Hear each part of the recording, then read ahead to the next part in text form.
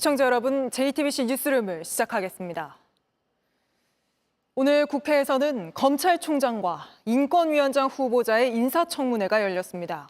먼저 심우정 검찰총장 후보자 청문회에선 김건희 여사와 문재인 전 대통령의 수사가 쟁점이 됐습니다. 심 후보자는 김 여사 수사에 대해선 말을 아끼면서도 친오빠는 전혀 모른다고 적극 반박했습니다.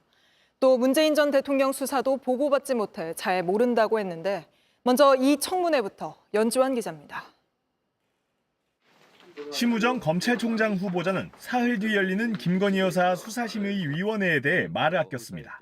방송을 보고 계신 분들이 있으실 텐데 제 후보자 입장에서 사건과 관련된 구체적인 내용에 대해서 제가 의견을 말씀드릴 수가 없습니다. 야당은 비판했습니다. 검찰총장 후보자의 생각이 그렇다고 해서 쪼르르 그렇게 따라가서 의견을 내면 그게 무슨 수사심의위원회예요? 수상한 심의위원회지. 고등학교 동문으로 알려진 김 여사의 친오빠는 전혀 모른다고 했습니다. 전혀 모르는 사이고 서로 연락한 일도 없고 연락처도 모르는 사이입니다. 뇌물죄가 적용된 문 전 대통령에 대한 수사를 놓고도 공방이 오갔습니다. 독립적 생계를 이루지 못하고 타이스타 제세 취업한 이후에 별도의 생활비 지원이 없이 한 생활을 했다면은 이거는 사실상 뇌물이라고. 받은 월급을 문재인 대통령이 주지 않았으니까 뇌물이다?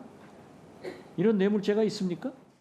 심 후보자는 보고를 받지 못해 잘 알지 못한다고 했습니다.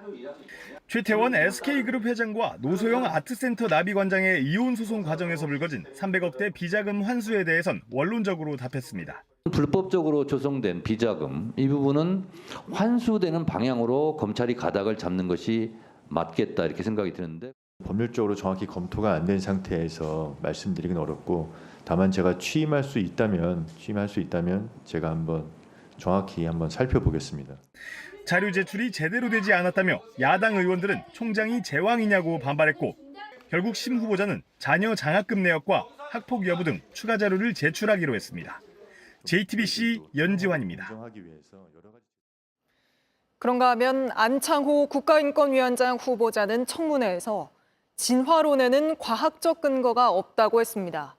자신의 종교적 신념을 나타낸 건데 야당에선 바로 여기 목사 뽑는 자리 아니라는 비판이 나왔습니다. 안 후보자는 동성애에 대해서도 공산혁명의 핵심 수단이 될 수 있다고 했는데 김한수 기자가 보도합니다.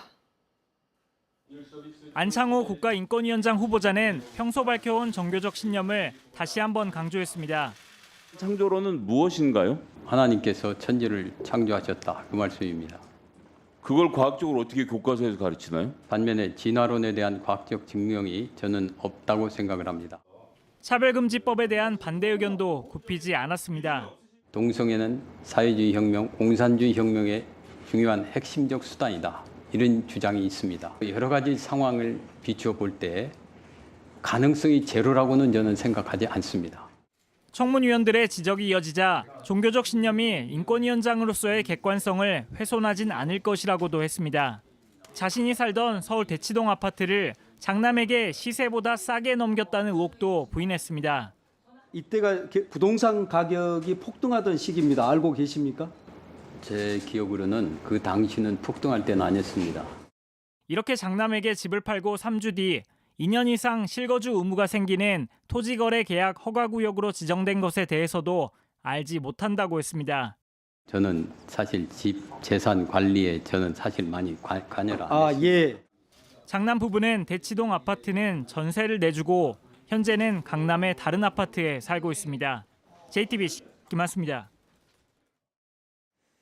서울 응급실에도 끝내 빨간불이 들어왔습니다. 서남권을 책임지는 이대 목동병원 응급실이 내일부터 매주 수요일마다 야간 진료를 제한하기로 했고 이른바 빅5 병원의 야간 응급실에서는 진료를 받을 수 없는 과목도 등장했습니다.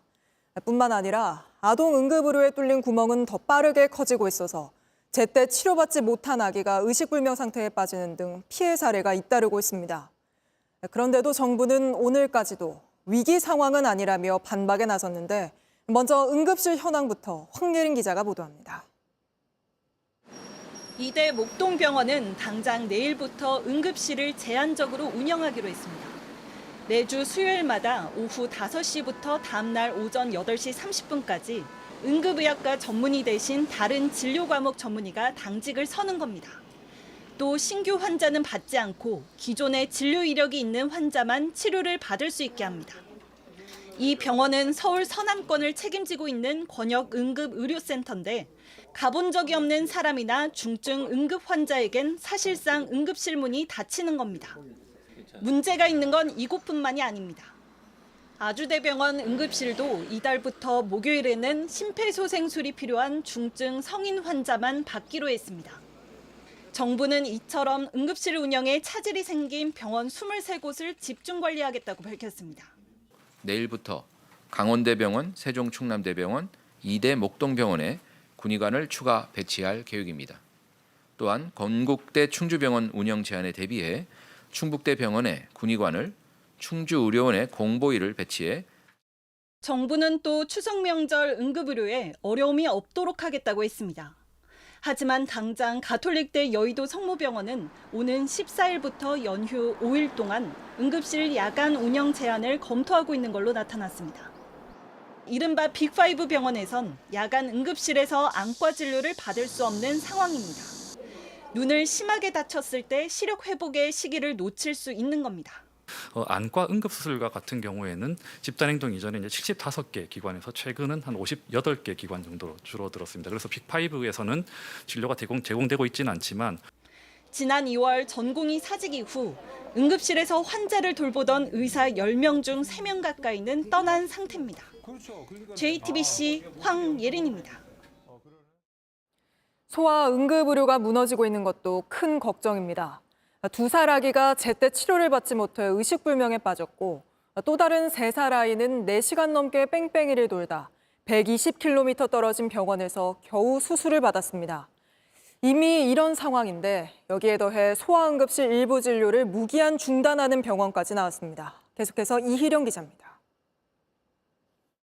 일요일 저녁, 아이가 갑자기 배가 아프다며 울자 엄마는 곧바로 인근 병원을 찾았습니다. 설사를 4-5번 하더니 혈변을 누더라고요. 무조건 큰 병원 가라고, 여기서는 진료가 안 된다고. 장중첩증이 의심되는 긴급한 상황이었습니다. 곧장 119에 연락했고 구급대원이 도착했습니다. 인근 대학병원 응급실로 갔지만 의사가 없다는 답을 들었습니다. 이때부터 10곳이 넘는 병원에 전화를 돌리기 시작했습니다. 마산에도 전화해보고, 창원에도 전화해보고, 대구에도 전화해보고, 부산에도 전화해보고 아무도 받아주는 곳이 없는 거예요. 계속 몇 시간의 지체가 되니까 저도 겁이 나는 거예요. 서울까지 갈 수 있겠냐고 물어보시더라고요. 4시간 넘게 지난 뒤에야 120km 넘게 떨어진 울산의 한 병원에서 겨우 아이를 받아줬습니다. 장 꼬인 걸 계속 놔두면 이게 썩어가지고 장을 잘라내야 된다고 하더라고요. 생각을 못했었거든요. 근데 너무 현실적으로 와닿더라고요. 이뿐 아닙니다. 최근 발열과 경련 증상을 보이던 2살 아이가 제때 치료를 받지 못해 뇌 손상을 입었습니다. 경기도 일산, 부천, 의정부, 서울까지 총 11곳의 병원에 도움을 청했지만 아이를 받아줄 수 없다는 답을 들었습니다. 결국 인천의 한 대학병원에서 응급수술을 받았지만 아이는 한 달째 의식을 찾지 못하고 있습니다. 상황이 이런데 소아응급실의 일부 진료를 무기한 중단하는 병원까지 나왔습니다. 양산 부산대 어린이병원은 어제부터 소아응급실 호흡기 진료를 하지 못한다고 밝혔습니다. 소아호흡기 전문의 한 명이 응급실을 지켜왔는데 더는 버틸 수 없다는 겁니다. 요새 코로나도 다시 유행하고 지금도 폐렴 걸렸어가지고 수도권 쪽으로 가야 될 것 같은데. 아픈 아이들, 제때 치료받지 못하면 어른보다 더 위험해질 수 있습니다. JTBC 이희령입니다. 하지만 정부는 오늘도 의료체계 붕괴는 과한 표현이라며 반박에 나섰습니다. 특히 국민들 불안은 어쩔 거냐는 야당 질의에 전공의가 제일 먼저 잘못한 행동을 했다고 답하기도 했습니다. 이런 정부의 인식에 여당에서도 공개적으로 비판이 나오는데 유한울 기자가 취재했습니다. 조경복지부 장관은 현재 응급의료 체계 상황이 위기까진 아니라고 봤습니다. 어려움은 있지만 응급진료 유지는 가능합니다. 그리고 일부 주장은 객관적인 통계와는 다소 거리가 있기 때문에 응급실 수요가 몰리는데 문제가 있다고 진단하고 수요를 분산시키면 될 문제라는 겁니다. 수요를 분산시키겠다는 얘기입니다. 수요 분산이 다른 응급실 가도 안 받아주는데 어떻게 합니까? 그렇지는 않고요. 한덕수 총리도 의료 체계가 붕괴됐다고는 생각하지 않는다면서 지금 의료 대란을 전공의 탓으로만 돌렸습니다. 10,000명 가까운 전공의들이 이 환자들의 곁을 떠난 데에서 출발을 했다. 네. 근데 그 많은 그 전공의들이 떠나게 만들었지 않습니까? 윤 대통령이 응급실에 대해 무조건 잘 되고 있다는 보고만 받고 있진 않다고 반박하기도 했습니다. 이런 정부 인식에 국민의힘 곳곳에서 공개적으로 비판이 나왔습니다. 응급실에 반나절이라도 좀 상주하시면서 실제 상황을 파악하신다면 얼마나 위중한 위기인지를 금방 알 수 있을 겁니다. 그냥 가서 문이 열렸구나 하고 돌아가시면 그게 현상 파악이 되겠습니까? 안철수 의원은 그러면서 내년도 의대 증원 계획을 유예하고 정부와 의료계가 다시 협상해야 한다고 주장했습니다. 어제 대학병원 응급실을 비공개 방문한 한동훈 대표는 현장 점검을 계속 이어간 뒤 정부에 다시 한번 민심을 전달하겠다는 방침입니다. JTBC 유한울입니다. 야권이 국민의힘 한동훈 대표의 제안을 반영했다며 최상병 특검법을 다시 발의했지만 한 대표는 이전 법안과 달라진 게 없다고 반박했습니다. 이런 가운데 이종섭 전 장관의 보좌관이 박정훈 대령이 유족의 지위를 받아 수사한 것 같다고 말해 또 논란이 일고 있습니다. 김윤광 기자입니다. 더불어민주당 주도로 4번째 최상병 특검법이 발의됐습니다. 대법원장이 특별검사 후보 4명을 추천하면 야당이 이를 2명으로 압축해 대통령이 임명하는 방식입니다. 민주당은 기존 법안에선 야당이 특검을 추천했지만 이번에는 대법원장과 야당이 공동으로 추천하는 방식이라고 설명했습니다. 하지만 국민의힘은 야당이 추천 인사에 대해 비토권, 즉 반대권을 행사할 수 있다는 점 등을 들어 독소 조항으로 가득하다고 반발했습니다. 제3자 추천 법안을 제안했던 한동훈 국민의힘 대표도 이전 법안과 달라진 것이 없다고 했습니다. 민주당이 제안하는 특검법에 반대하는 기존 입장을 재확인한 겁니다. 박정훈 대령 항명 혐의 재판에 출석한 박진희 전 군사보좌관은 해병대의 초기 수사가 유족이 원하는 대로 이루어졌다는 취지로 주장했습니다. 증언 마무리 발언에서 박 전 대령이 수사 지휘를 유족한테 받은 것처럼 유족이 원하는 부분으로 수사했다고 비난한 겁니다. 그러면서 장관의 정당한 지시를 외압이라고 하는 걸 이해할 수 없다고도 했습니다. 이에 대해 박 전 대령 측은 구체적인 답변을 회피하며 근거 없는 비난만 반복한다고 반발했습니다. JTBC 김민관입니다. 윤석열 대통령이 국회 개원식에 참석하지 않은 걸 두고 비판이 이어지고 있습니다. 이명박, 박근혜 두 전직 보수 대통령이 보여준 행보와도 큰 차이가 있다는 건데 최규진 기자가 보도합니다. 박근혜 전 대통령은 16년 만에 여소야대 국면에서 국회 개원식을 찾아 국정운영 협력을 당부했습니다. 당시 국회법 개정안에 거부권을 행사한 뒤로 야당과 대치 국면이었지만 야당 지도부도 직접 만났습니다. 친형의 비리 논란이 불거졌던 이명박 전 대통령은 연설 도중 박수를 한 차례도 받지 못했지만 국회를 동반자라고 했습니다. 국가 발전을 향한 우리 국회의 적극적 기여에 대통령으로서 신뢰와 경의를 보냅니다. 19대 국회에서도 정부와의 협력적 관계가 더욱 발전되기를 기대합니다. 하지만 윤석열 대통령은 국회 정상화가 먼저라면서 개원식에 참석하지 않았습니다. 민주당은 윤석열 대통령이 개원식에 불참한 건 적반하장의 극치라고 비난했습니다. 국회가 국민의 대표 기관임을 선서하고 국정운영의 동반자임을 선포하는 국회 개원식마저 거부한 역대 최악의 불통 대통령으로 역사에 기록될 것입니다. 특히 여야 대표회담 후에도 윤 대통령이 국회 정상화를 내세운 건 부적절하다고 비판했습니다. 여야 지도부를 만나는 걸 불편해하는 게 아니냐는 주장도 나왔습니다. 본회의에 참석하시기 전에 의장실에서 차담이 있습니다. 그 자리엔 이재명 당대표, 한동훈 대표, 조국 대표들 다 참석하는데 이분들 보기 싫어갖고. 여당 내에서도 정치 복원을 위해 윤 대통령이 먼저 손을 내미는 모습을 보였어야 한다는 쓴소리가 나왔습니다. JTBC 최규진입니다. 민주당이 오늘도 정부가 계엄령을 준비하고 있다는 주장을 이어갔습니다. 다만 여전히 증거는 내놓지 않는 가운데 제보라는 게 되게 상상력인 거 아니겠냐. 증거가 있냐 없냐가 아니라 위험성을 경고한 거란 발언도 나왔습니다. 국민의힘에선 지도부가 집단 실성한 거냐고 맹공을 폈는데 유정화 기자입니다. 김병주 더불어민주당 최고위원은 오늘도 한 인터넷 방송에 출연해 정부가 계엄령을 준비하고 있다는 주장을 펼쳤습니다. 만약 탄핵 국면으로 가게 되면은 어떤 수를 써서라도 막아내려고 하는데 그 수 중에 하나가 계엄을 선포해서 막아내려고 하지 않겠느냐. 여전히 구체적인 증거를 내놓지는 않았습니다. 구체적 증거 여부를 떠나 위험성을 경고한 것이라는 발언도 나왔습니다. 제보라는 게 되게 그런 상상력인 거 아니겠습니까? 계엄에 대한 구체적 증거가 있냐 없냐가 아니라 그런 사고를 할 수 있는 분들이기 때문에 저는 뭐 그거에 대해서 야당에서 그냥 그런 위험성을 경고한 거고. 지난달 21일 김민석 최고위원이 근거 있는 확신이라고 했던 입장에서 한 발 빼는 듯한 발언이 나온 겁니다. 국민의힘은 괴담 정치를 중단하라고 목소리를 높였습니다. 근거도 없고 현실성도 없고 오로지 상상에 기반한 괴담 선동일 뿐입니다. 민주당식 괴담 정치 당장 중단하시기 바랍니다. 제보를 계엄 준비설의 근거로 든 민주당을 향해 이렇게 말하기도 했습니다. 야당이 지도부부터 모두 집단적으로 실성을 했다 이런 제보가 들어오고 있어요. 다 헛소리잖아요. 그 수준 이상의 이하도 아닌 것 같아요. 한덕수 국무총리는 국회 예결위에 출석해 계엄령 관련 질문을 받고 어느 국민들도 그런 일이 일어나리라 믿지 않는다고 생각한다고 답했습니다. JTBC 류정화입니다.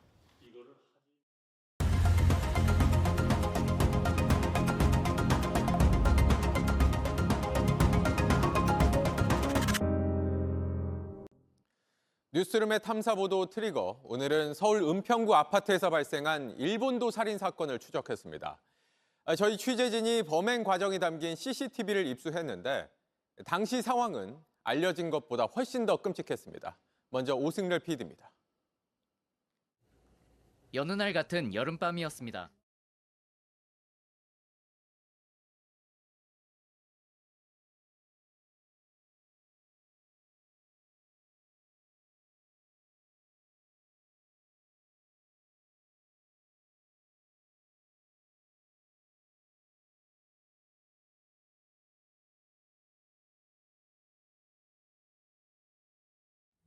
아내, 아이들과 함께 있던 피해자는 집 앞에 잠깐 담배를 피우러 나왔습니다. 그때 아파트 CCTV에 길 건너편에 남성이 다가가는 게 찍혔습니다. 같은 단지에 사는 37살 백모 씨입니다. 일본도를 넣은 골프 가방도 보입니다. 잠시 뒤 백 씨로부터 어깨를 베인 피해자가 경비초소 앞으로 다급하게 달려옵니다.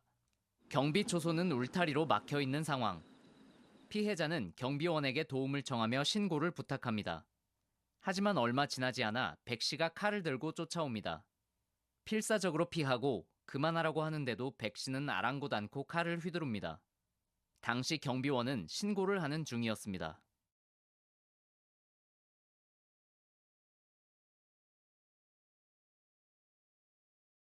피해자는 결국 몇 걸음 옮기지 못한 채 쓰러지고 맙니다. 경찰차도 많이 왔었고 범인은 이미 집으로 도망간 상태였고 피해자가 이제 피 엄청 흘리고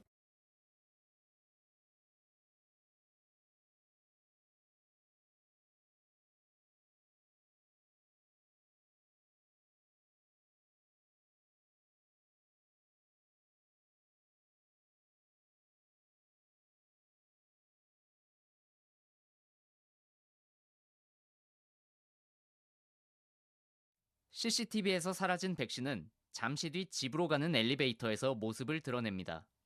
온몸에 피가 묻어 있고 일본도는 범행의 충격으로 휘어져 있습니다. 태연이 손에 묻은 피를 바라보거나 거울을 보며 머리를 만지기도 합니다. 이후 집에서 옷을 갈아입고 방 안에 앉아 있다가 별다른 저항 없이 체포됐습니다. 경찰 조사에선 피해자가 자신을 미행한다고 생각했다는 등 납득하기 어려운 주장을 펴 유족들을 더 분노하게 하고 있습니다. 중국 스파이를 처단하기 위해서 이 행위를 하였습니다 라고 대답을 했거든요. 근데 피해자는 중국 스파이도 아니었고요. 이건 허위 사실을 적시를 한 사자의 명예를 훼손한 행위라고 생각이 됩니다. 하루아침에 가족을 잃은 유족들은 지금도 납득하지 못하고 있습니다.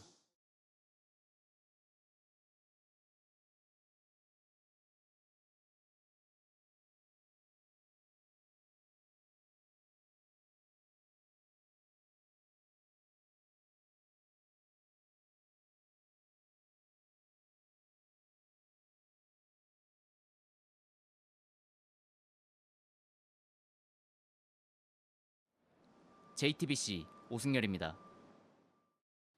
피해자는 일본도에 깊은 상처를 입은 상태에서도 한동안 의식을 유지하며 버텼습니다. 이 때문에 유족들은 피해자를 더 빨리 병원으로 옮겼더라면 살릴 수도 있었던 게 아니냐며 분통을 터뜨리고 있습니다. 이어서 임지수 기자입니다. 그날 밤 11시 27분쯤 경찰이 현장에 도착합니다. 신고 3분 만입니다. 주변을 살피고 목격자를 찾습니다.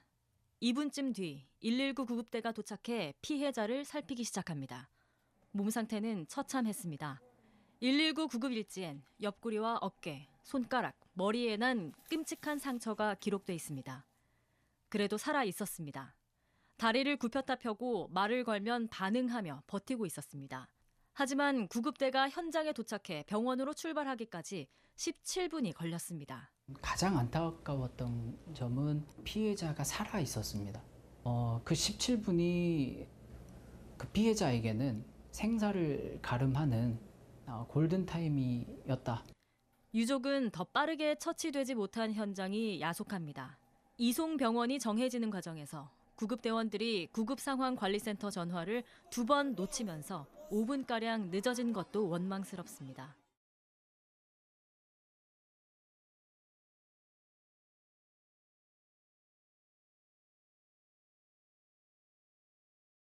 서울소방재난본부 측은 JTBC에 환자의 출혈과 경추 손상 방지 조치를 하는 등 소생률을 높이기 위해 최선을 다했다고 했습니다. 이후 피해자는 40분 거리에 있는 국립중앙의료원 중증외상센터로 옮겨지던 중 심정지 상태가 됐고 규정에 따라 은평 성모병원으로 방향을 틀며 11시 56분에야 병원에 도착할 수 있었습니다. 신고부터 병원 도착까지 32분이 걸린 겁니다.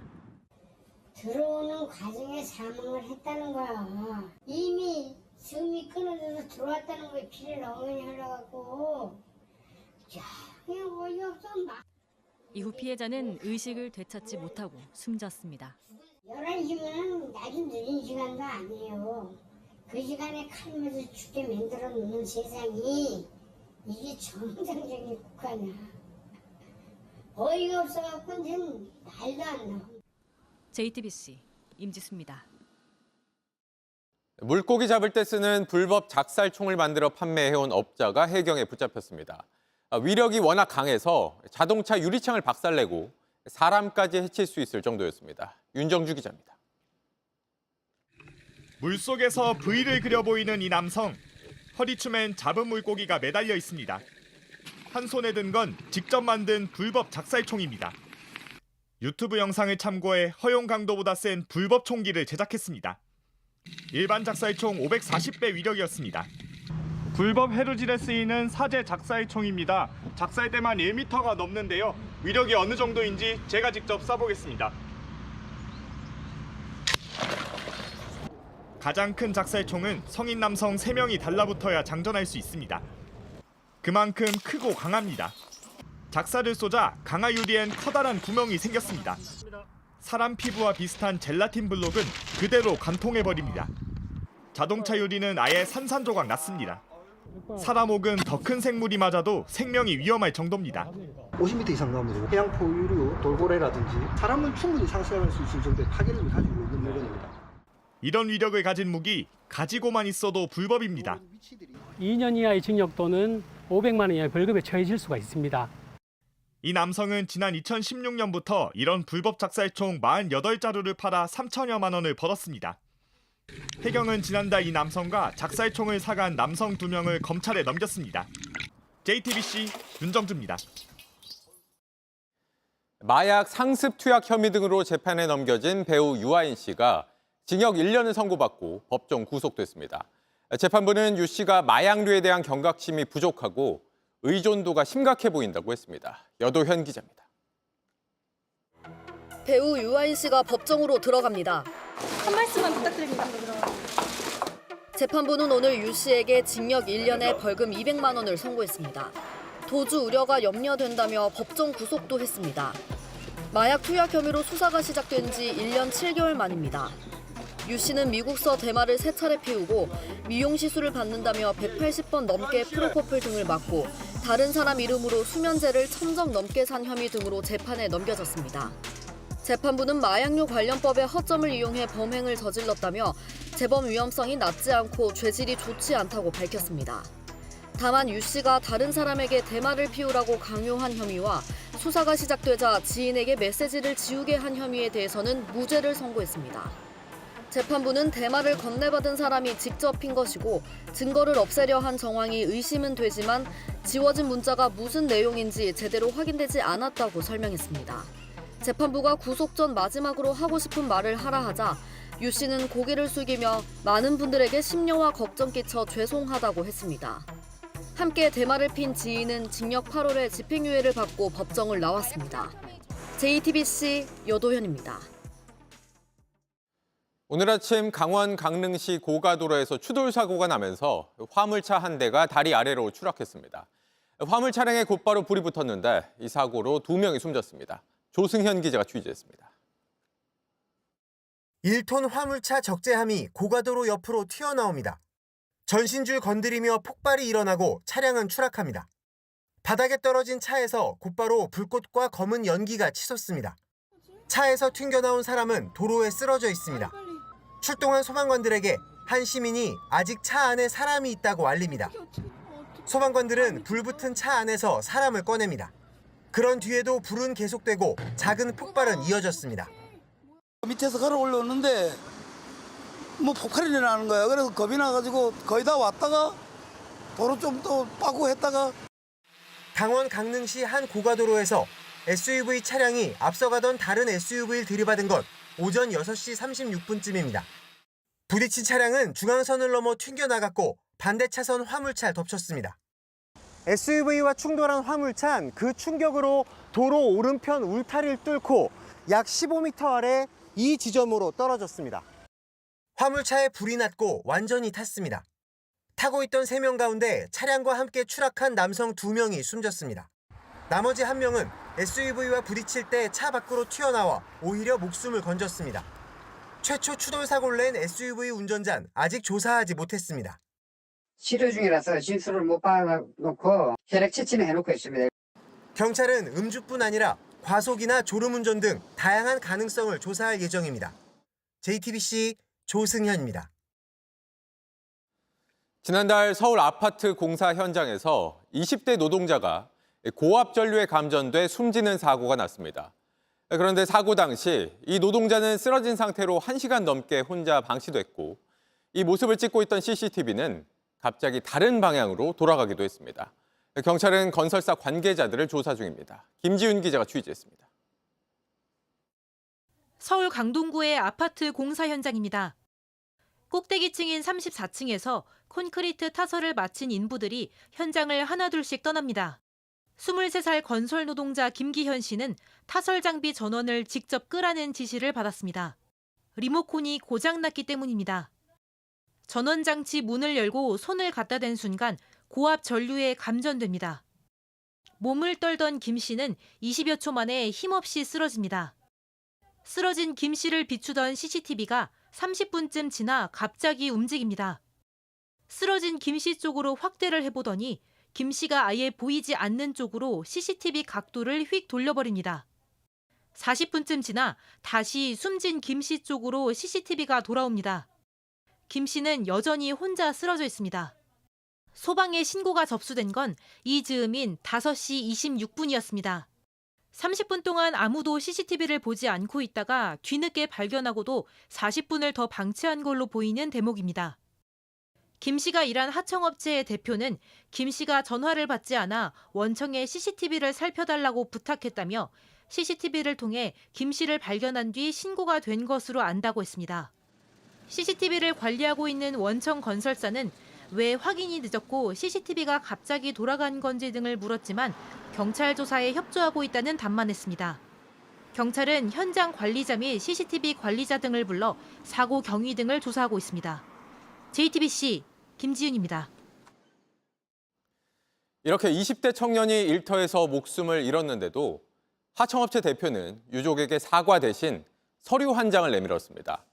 아들을 잃은 부모에게 요구한 건 건설사 최고 경영자에 대한 처벌을 원치 않는다는 내용에 서명해달라는 거였습니다. 계속해서 김지윤 기자입니다. 사고 직후 하청업체는 원청 감싸기에만 급급했습니다. 제가 구속이 되든 어쨌든 저는 처벌을 받아요. 전혀 상관이 없습니다. 왜 그걸 사장님이 지금 그거 하냐고요. 원청도 그때까지 사과조차 없었습니다. 연락이나 이런 접근하는 거 사과 이런 거 없었고요.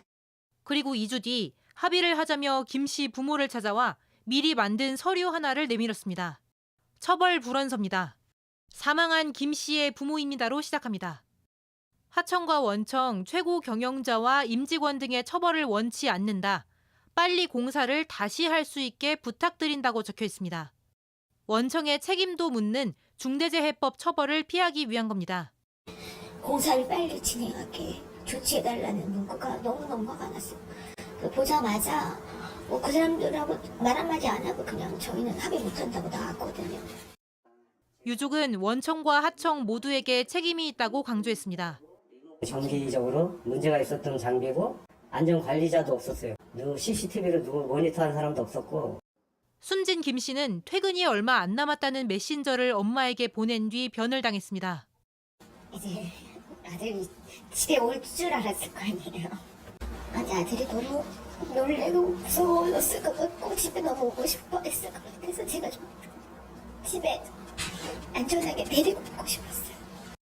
그래서 부모님은 김 씨의 유고를 아직 방 안에 두고 있습니다. JTBC 김지윤입니다. 지난달 소비자 물가 상승률이 2%, 3년 5개월 만에 가장 낮았습니다. 추석을 앞두고 정부가 물가 안정을 위해 목표로 했던 숫자가 나온 건데 문제는 서민들이 이 숫자를 체감하기 어렵다는 겁니다. 공다솜 기자입니다. 지난달 소비자 물가는 1년 전보다 2% 올랐습니다. 3년 5개월 만에 최저치입니다.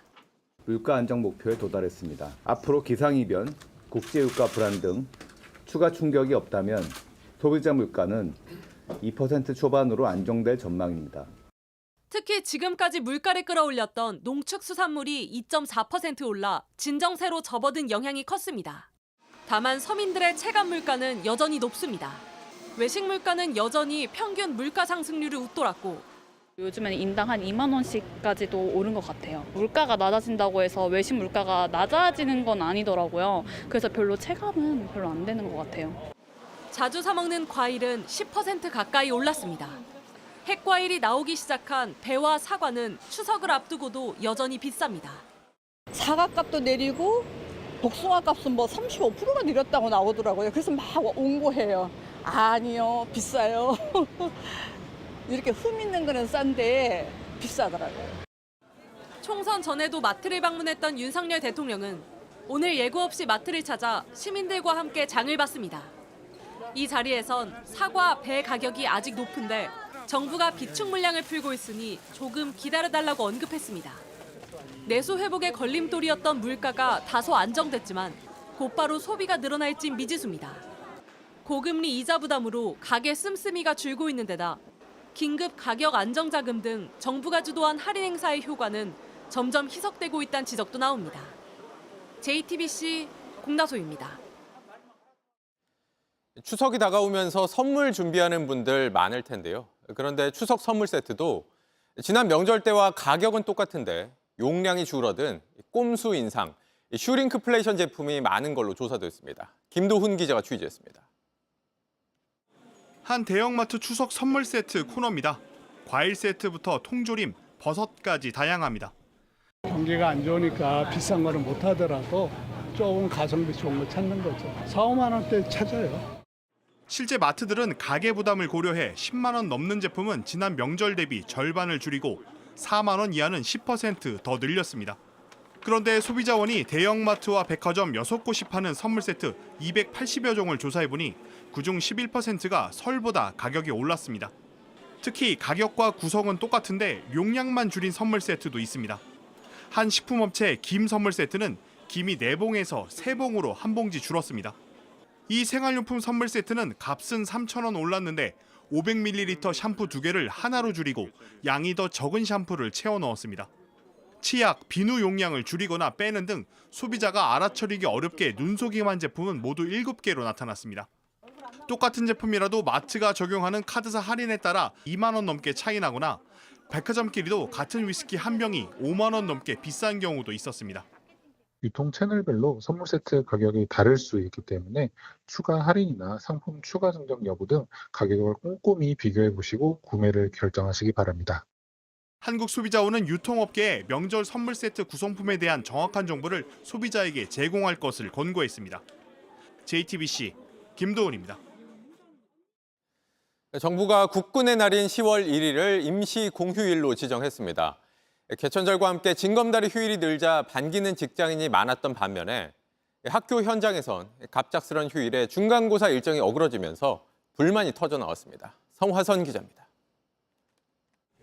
정부는 올해 국군의 날을 약 한 달 남겨놓고 임시 공휴일로 지정했습니다. 우리 국군의 역할과 장병들의 노고를 상기하는 계기로 삼고자 합니다. 오늘 일선학교에서는 긴급 회의를 여는 등 혼란스러웠습니다. 갑자기 폭탄이 떨어진 것 같은 상황이 이제 된 건데요. 특히 중학교, 고등학교 같은 경우는 10월 첫째 주에 이제 중간고사를 이제 일정을 잡은 학교들이 되게 많아요. 시험이다 보니까 학생들이나 학부모는 되게 좀 민감한. 법적으로 학교에서는 한 해에 190일 이상 수업을 해야 합니다. 시험, 행사 등 1년치 학사 일정을 미리 짜놓는데 갑작스러운 임시 공휴일 발표로 조정이 불가피해졌습니다. 특히 9월 말에서 10월 초에 중간고사를 보고 10월 4일을 자유휴업일로 정해놓은 학교가 상당수라 현장의 혼란이 커졌습니다.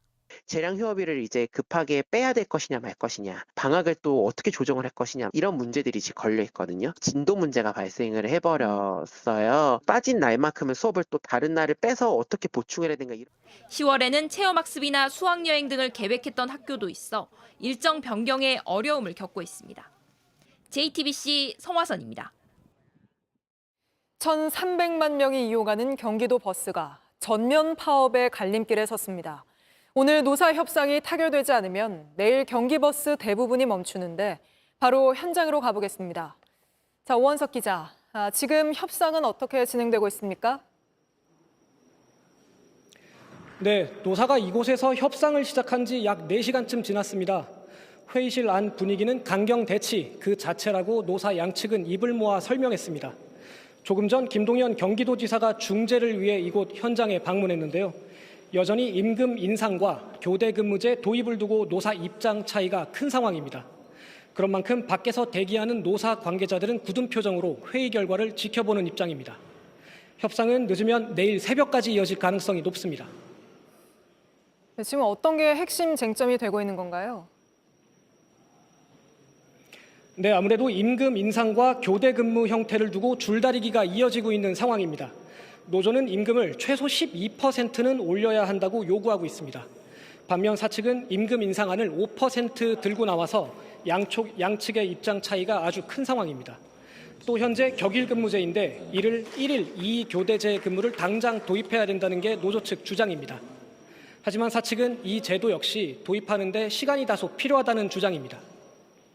네, 근데 오늘 합의가 안 되면 당장 내일 출퇴근이 걱정인데 대책은 미리 세워뒀습니까? 네, 오늘 합의가 제대로 되지 않으면 당장 내일 오전 4시 첫 차부터 멈춥니다. 전체 경기버스의 90%인 9,300여 대가 전면 파업에 돌입하는데요. 이 중엔 서울을 오가는 광역버스도 포함돼 있어서 수도권 출근길 대란이 우려되는 상황입니다. 경기도는 전세버스 422대를 투입할 예정이고요. 의정부와 김포, 용인, 경전철 운행 시간을 늘린다는 계획입니다. 네, 알겠습니다. 현장에서 오원석 기자가 전해드렸습니다.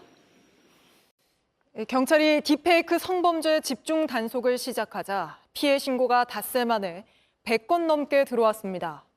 관건은 제대로 처벌할 수 있을지인데 지난 3년간 200명 넘게 가해자를 잡아들였지만 그중 단 12명, 그러니까 4.7%만 구속된 걸로 나타났습니다. 신진 기자입니다. 저도 당했고 제 주변 친구들도 많이 당해서 이런 일이 이번에 끝이 아닐 것 같다는 거죠. 나와 내 주변의 일상이 표적이 될 수 있다는 사실에 피해자들은 놀랐습니다. 피해자는 너무 많고 범죄 대상엔 제한이 없습니다. 실제 경찰은 지난달 26일부터 5일 동안 들어온 피해 신고만 118건이라고 밝혔습니다. 피의자 7명을 검거했는데 그중에 6명이 10대입니다. 인천에선 불법 합성물을 유포한 혐의로 남자 고등학생이 오늘 기소됐습니다. 문제는 처벌입니다. 지난 3년 동안 허위 영상물 범죄로 붙잡힌 257명 중 12명만 구속됐습니다. 4.7%입니다.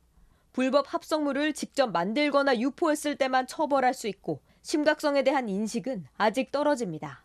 재판부에서도 이제 사실 가해자가 지인인 경우가 많아서 합의를 해주는 경우가 많아요. 드러나지 않은 범죄 규모가 훨씬 크지만 짐작만 할 뿐입니다. 딥페이크 범죄에 대해선 함정 수사라도 허용해야 한다는 목소리가 나오는 이유입니다. 우리나라에서는 함정 수사가 일단 무지하게 불법으로 되어 있고요. 그런 식으로 내팽개쳐 놓다 보니까 이게 2만이 20만이 넘게 된다. 이런 영상물이 유통되는 플랫폼 업체에 대한 제재는 사실상 없습니다. 콘텐츠를 유통해서 수익 구조를 가지고 있는 플랫폼이 책임을 일정 부분 져야 된다. 유럽연합은 플랫폼이 불법 영상물을 직접 삭제하도록 합니다. 지키지 않으면 매출의 6%를 과징금으로 내야 합니다. JTBC 신진입니다. 중국에서는 말 그대로 극과 극의 날씨가 펼쳐지고 있습니다.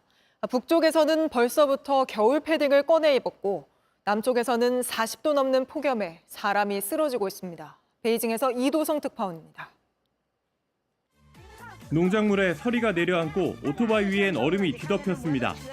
9월에 갓 들어섰지만 중국 북부엔 이미 겨울이 찾아왔습니다. 한 자릿수 기온이 이어지고 있고 일부 지역에선 이미 8월 말부터 두꺼운 옷을 꺼내 입었습니다.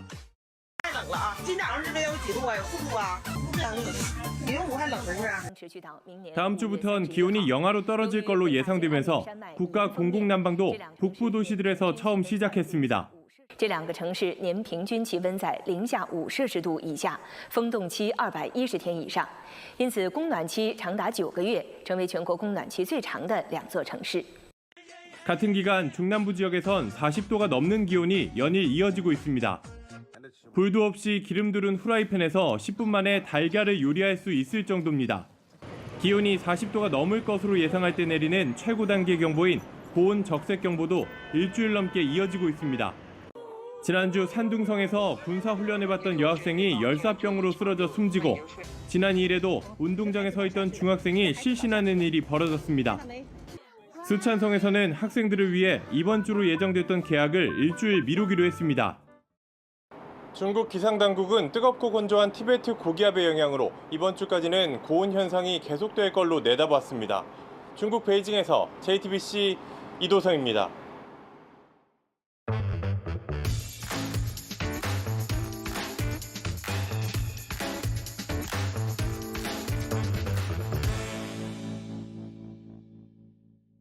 돌아온 비하인드 뉴스 정치부 이성대 기자와 함께하겠습니다. 자, 이 기자 바로 볼까요? 네, 첫 번째 이슈 보겠습니다. 레닌과 돌 플러스 I라고 잡아봤는데요. 네. 국회에서 또 막말 논쟁이 벌어졌습니다. 이번엔 난데없이 레닌이 등장했는데요. 레닌 누군지 아시겠죠? 소련의 사실상 국부이자 볼셰비키 혁명의 주역입니다. 자, 어젯밤 그 김용현 국방부 장관 후보자 청문회 과정에서 강선영 국민의힘 의원이 이재명 대표의 책을 읽어봤더니 레닌주의와 유사한 측면들이 많이 있더라라고 주장을 한 겁니다. 직접 들어보겠습니다. 당시 레닌이 주장한 군주제혁명, 토지혁명, 빵혁명, 평화혁명은 이재명 대표의 정치혁명, 경제혁명, 복지혁명, 평화혁명과 유사한 궤를 하고 있습니다. 현재 대한민국에 이렇게 이런 사상을 가진 분들이 다수당의 대표로 국회를 장악하고 있는데 네, 이러면서 야당에서 강한 반발이 나온 거군요. 그렇습니다. 맞은편에 앉아 있었던 야당에서는 강하게 비속어를 쓰면서 반발을 했는데 계속 들어보겠습니다.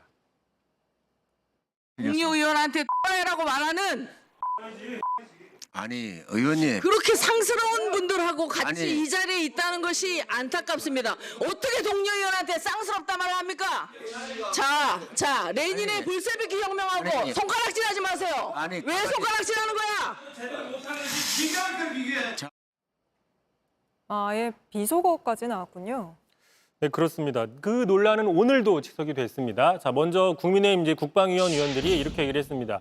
자, 동료 의원에게 저렇게 비속어를 쓴 민주당 사과하라 그러면서 윤리위 제소도 검토하겠다고 얘기를 했습니다. 그러자 민주당에서는 먼저 시작한 건 국민의힘이다. 만약에 민주당이 윤 대통령에게 스탈린이나 히틀러라고 했다면 가만히 있었겠느냐라면서 강 의원에 대한 제명을 촉구하기도 했는데 네. 자, 어쨌든 이재명 대표를 레닌주의, 레닌에 비유했던 건 좀 뜬금없는 게 아니냐라는 지적이 나왔고요. 참고로 그런데 이미 이재명 대표의 책에 대해서 이미 과거에 레닌주의, 공산주의와 비교했던 사람이 있었습니다. 찾아보니까. 자, 그게 누군지 한번 직접 보시죠. 지금 이와 같은 어떤 네 가지 구조로 이 책이 돼 있는 겁니다. 그 결국은 공산주의 혁명하겠다는 얘기네. 그렇죠. 네, 주한미군이 놔둔 채로도 이거를 깔아앉힐 수 있는 방법을 강구한 겁니다. 여기서도 그런 얘기가 나왔었군요. 알겠습니다. 다음 이슈 볼까요? 자, 두 번째 이슈 바로 보겠습니다. 자, 나 장관인데 점점점. 자, 무죄에 뒤집힌 김문수.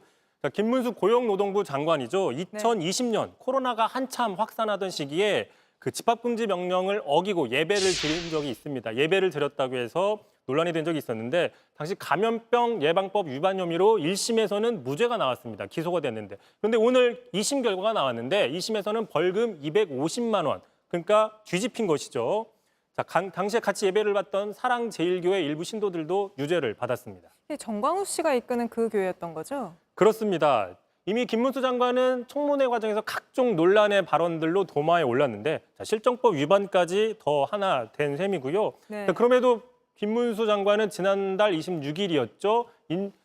인사청문회 4일 만인 지난달 30일 전광석화처럼 장관에 취임했습니다. 네. 자, 말씀하신 것처럼 전광훈 목사 과거에 같이 활동을 했는데 김문수 장관 인사에 대해서 이렇게 평가를 한 적이 있어요. 윤 대통령이 그동안 제일 잘한 인사다. 앞으로 총리를 시켜줘야 윤 대통령의 그 주회가 안전하다. 뭐 이런 이야기를 한 적이 있었습니다. 네. 추후에 총리가 될지는 봐야 될 것 같은데요.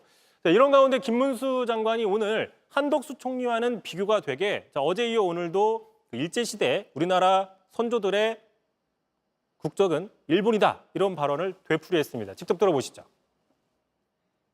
일제강점기에 거주하는 한국민의 국적은 어디입니까? 당연히 대한민국 국적이죠. 강점기에 국민의 국적은 어디라고? 대한민국이 일본에 의해서 일본 국적이라고 식민지가 되었기 때문에 대한민국 국적이 없었습니다.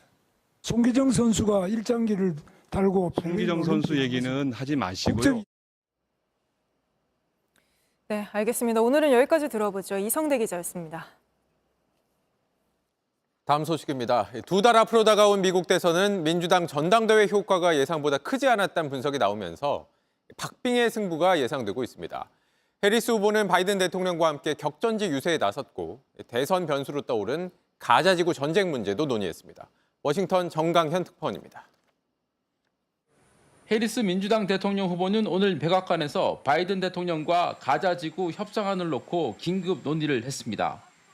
We're still in negotiations, not with him, with my colleagues from Qatar and from Egypt. 지난달 31일 가자지구에서 인질 6명이 시신으로 발견된 사건은 현직 부통령인 해리스 후보에겐 자칫 악재가 될 수 있는 이슈입니다. 가자지구 인질 휴전 협상안이 난항을 겪는 가운데 지지율 역시 오차 범위 내에서 답보 상태입니다. 현지 시간 어제 나온 여론조사 결과 민주당 전당대회 전후로 지지율 격차는 사실상 변동이 없습니다. 이른바 컨벤션 효과가 없었던 겁니다. 미국 노동절인 오늘 민주당은 경합주인 펜실베이니아 등을 돌며 총력 유세전에 돌입했습니다. 바이든 대통령은 백악관에서 가자지구 협상안을 논의하고 곧바로 해리스의 유세 현장으로 향했습니다. 해리스가 전당대회에서 후보로 공식 지명된 이후 처음으로 합동 유세를 펼쳤습니다. It was the single best decision I made as President of the United States of America. When unions are strong, America is strong. 한편 트럼프 공화당 대통령 후보는 사실상 민주당 컨벤션 효과가 없었던 것으로 나타나자 오는 10일 TV 토론에서 판세를 뒤집겠다는 전략입니다. She's not wonderful. So we have a debate coming up, and I look forward to that. And she'll be exposed. 워싱턴에서 JTBC 정강현입니다. 네, 조금 전 들어온 소식입니다. 군사법원이 박정훈 전 해병대 수사단장 측이 윤석열 대통령에 대해 요청한 6가지 사실조회 가운데 3가지를 받아들였습니다. 이른바 VIP 경로설이 불거진 지난해 7월 31일 02-800-7070 번호로 윤 대통령이 직접 이종섭 당시 국방부 장관에게 전화했는지 어떤 말을 주고받았는지 답하라는 내용입니다. 군사법원은 또 윤 대통령이 같은 날 국가안보실 회의에서 임성근 전 해병대 1사단장에 대한 발언을 했는지에 대한 사실조회 요청도 승인했습니다. 다만 사실조회 요청에 강제성은 없어서 윤 대통령이 답할지 여부는 알 수 없습니다.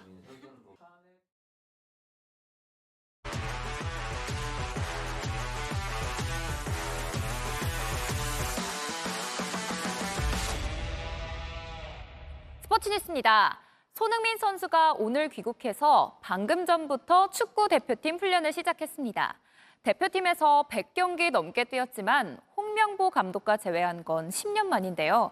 두 사람의 묘한 인연도 눈길을 끕니다. 홍지용 기자가 전해드립니다. 손흥민 선수는 모든 사람들이 잘하고 있다고 얘기를 하니까 또 2012년 런던 올림픽 동메달의 순간을 함께하지 못했던 손흥민은 그 뒤 1년이 흘러서도 홍명보 감독의 눈에 들지 못했습니다. 와서 얼마만큼 또 우리 팀에 도움이 될지 얼마만큼 많은 기량을 발휘할지는 앞으로 저 역시도 지켜봐야 되는 부분이 있다고 생각을 하고 있습니다. 2011년 아시안컵을 앞두고 대표팀에 데뷔했지만 홍명보 감독은 독일 분데스리가를 누비던 손흥민을 한동안 외면했습니다. 뒤늦게 선택을 받은 건 2013년 9월. 곧바로 손흥민은 골로 화답했습니다. IT를 상대로 2골을 뽑아냈습니다. 욕심이 난 건 당연하지만 승리를 해서 일단 그걸로 만족하고 있습니다. 그렇게 동행이 시작됐습니다. 브라질 월드컵 본선까지 왼쪽 측면 공격수는 손흥민이 도맡았습니다. 알제리에 3골을 먹히자 만회골을 넣고 끝내 16강이 좌절되자 눈물을 흘린 손흥민을 홍명보 감독은 끌어안았습니다. 홍 감독이 물러난 지 10년. 그 시간 동안 손흥민은 대표팀에 없어서는 안 될 선수로 성장했습니다. 2018년 러시아 월드컵이 끝나고부터 주장완장을 차며 6년째 대표팀을 이끌고 있습니다. 홍 감독은 대표팀 사령탑으로 선임되자마자 유럽으로 날아가 손흥민부터 만났습니다. 이틀 뒤 치러지는 팔레스타인전, 이미 어떤 역할을 해야 할지도 정해놨습니다. 그 선수가 가장 좋아하고 잘할 수 있는 게 역시 왼쪽 사이드에서 좀 이렇게 벌려 있으면서 앞에 있는 공간을 활용하면서 하는 건데.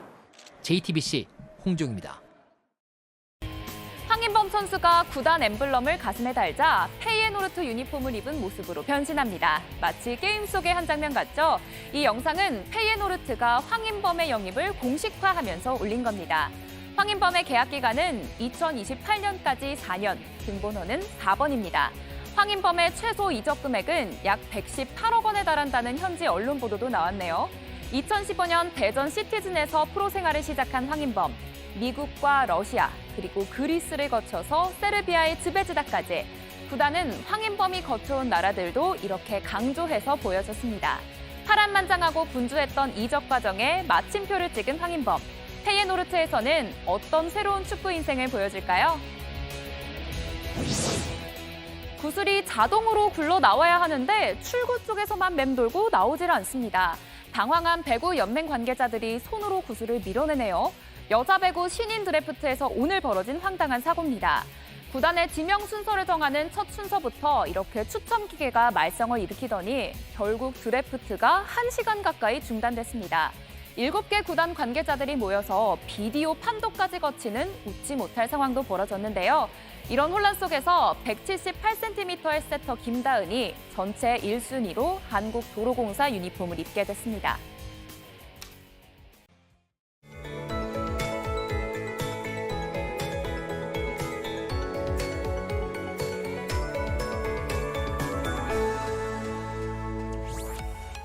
어제는 드디어 가을이 시작됐나 했는데 하루 만에 다시 여름 더위로 돌아왔습니다. 내일도 아침 저녁으로는 선선하겠지만 낮 동안 서울은 32도, 전주는 33도까지 빠르게 오르면서 오늘만큼 덥겠고요. 그만큼 일교차도 크게 벌어지겠습니다.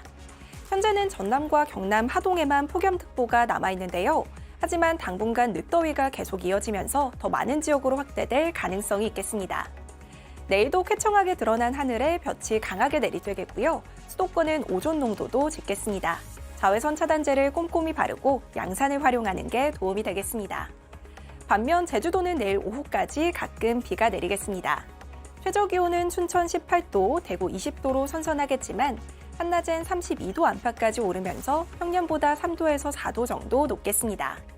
목요일에는 중부지방을 중심으로 비가 내리겠고요. 금요일에는 전국적인 소나기가 지나겠습니다. 날씨였습니다. 뉴스룸 저희가 준비한 소식은 여기까지입니다. 시청해주신 여러분 고맙습니다.